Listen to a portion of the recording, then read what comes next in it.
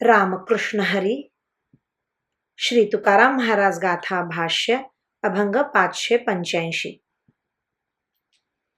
वासनेच्या मुखी आदळूनी भीते, निर्वाहा पुरते कारण ते. या नाव अंतरा आला नारायण, चित्त समाधान खूण त्याची.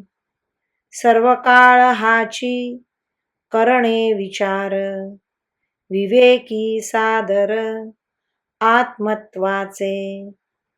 तुका म्हणे जो जो भजनासी वळे, अंगे तो तो कळे सन्निधता.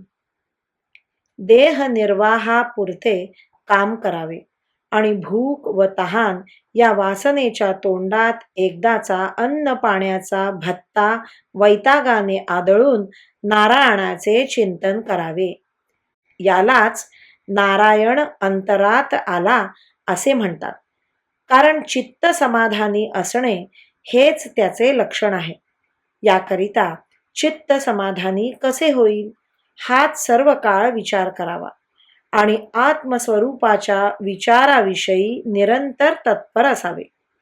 तुकाराम महाराज म्हणतात, जसा जसा मनुष्य शरीरेंद्रियांना श्रवणादी भक्तीकडे वळेल तसे तसे त्यास नारायणाचे सानिध्य अंतरात आल्याचे कळून येईल. रामकृष्ण हरी. श्री कृष्णार्पणमस्तु.